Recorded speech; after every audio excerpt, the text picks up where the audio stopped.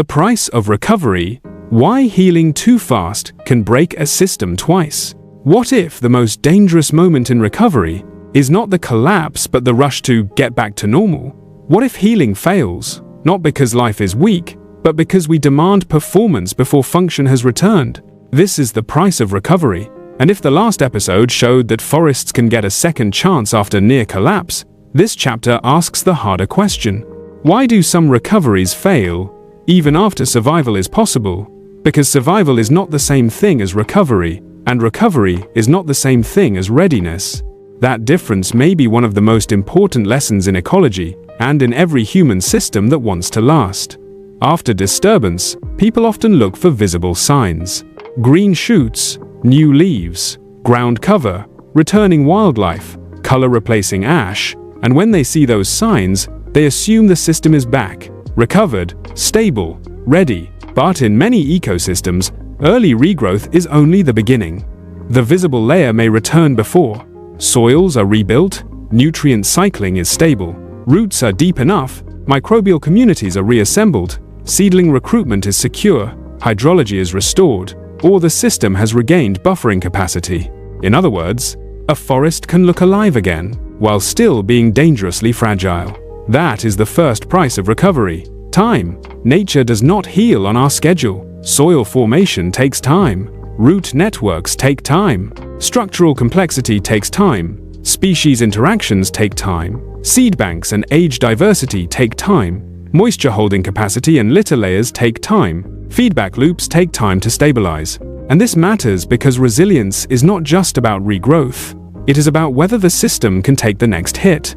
A recovering forest may survive one disturbance and still fail if another arrives too soon. This is why ecologists care so much about recovery intervals. The time between disturbances is not empty, it is where resilience is rebuilt. Shorten that window too much through repeated fires, repeated extraction, repeated drought, repeated land use pressure, and the system may be trapped in partial recovery. Green enough to look healed, weak enough to collapse again. That is the second collapse no one sees coming. Now add another cost: space. Recovery needs room. Room for patches to regenerate. Room for species with different strategies to return. Room for edges to become interior again. Room for moisture gradients, canopy layering, and habitat complexity to reform. Room for dispersers to move. Room for seed sources to reconnect. When landscapes are heavily fragmented, recovery becomes harder not only because damage happened, but because the system has less space to reorganize. The forest may still try to recover, but now it is rebuilding inside a cage. Roads, farms, fences, extraction pressure, invasive spread, heat exposure, repeated disturbance. And that changes everything. A second chance without enough space can become a prolonged struggle for survival, not true recovery. This is one reason patch size, connectivity, and edge effects matter so much. Recovery is not just what grows back, it is what can reconnect. Then comes the hardest cost for modern culture to accept: buffers. Nature uses what efficiency worship often rejects: redundancy, slack, uneven growth, dead wood, litter layers, pauses, patchiness, delayed returns, and messy transitions. To many human eyes, this can look wasteful. A burned forest with standing dead wood? Messy. A recovering landscape with mixed shrubs, grasses, and uneven tree recruitment? Disorganized. Slow regrowth instead of rapid uniform planting? Inefficient. But ecologically, these inefficiencies can be part of recovery infrastructure.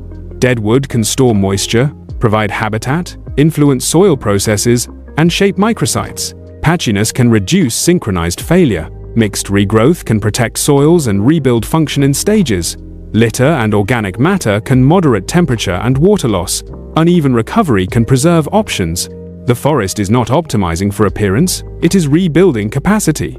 And capacity often looks inefficient before it looks impressive.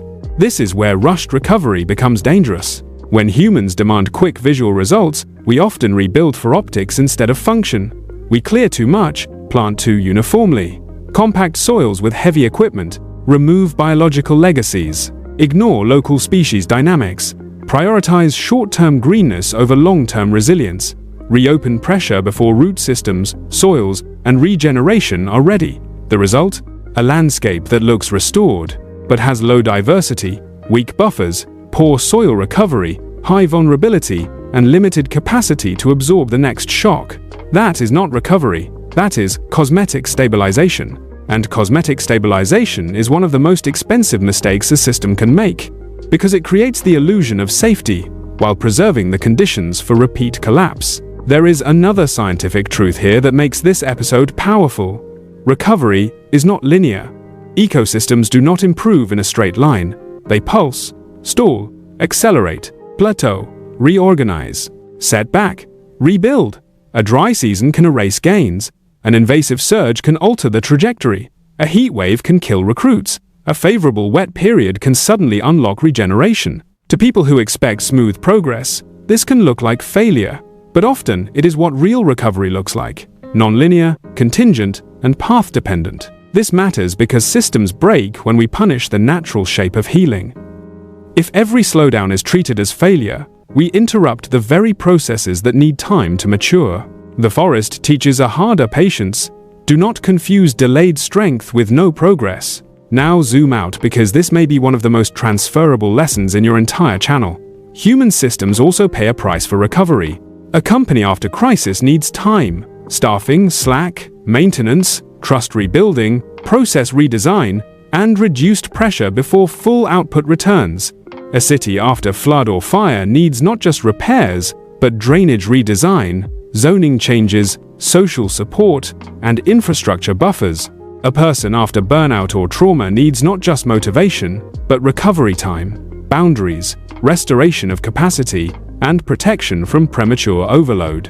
A cybersecurity team after a breach needs not just patching, but root cause analysis, segmentation, logging improvements, backup testing, retraining, and monitoring maturity before declaring, "We're good." But what do we usually do?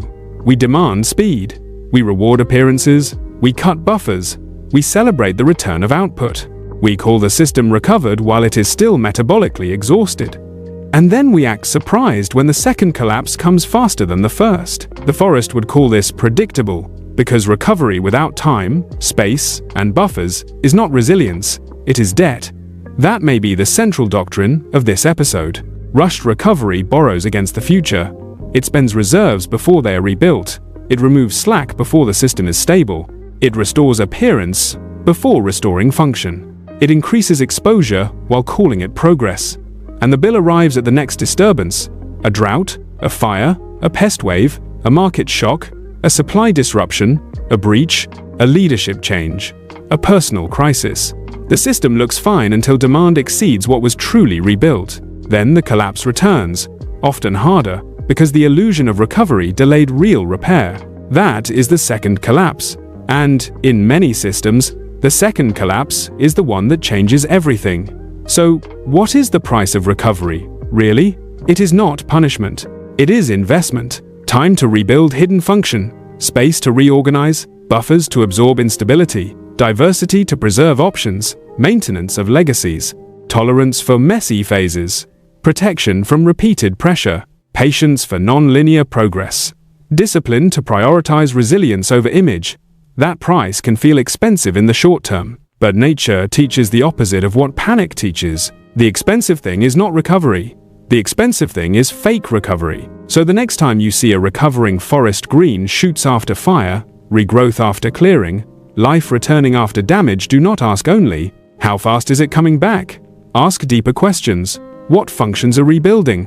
What is still missing? What pressures are still active? What buffers are being restored? Is regeneration surviving? Is soil recovering? Is diversity returning? Is the system gaining capacity, or only color? Because healing is not proven by speed. Healing is proven by what the system can withstand next. And that is the final lesson of this trilogy. Collapse begins invisibly. Second chances are conditional. And recovery has a price. Pay it early in patience, protection, and intelligent design, or pay it later in repeated collapse. The forest has been teaching this forever. Quietly, patiently, without slogans, recover slowly enough to become strong again. If this changed how you see healing, resilience, and the true cost of recovery, like this video and subscribe to Hidden Nature Science TV and Kiosh TV, because the next lesson from the living world may not be about collapse or comeback, but about what it takes to rebuild without breaking twice.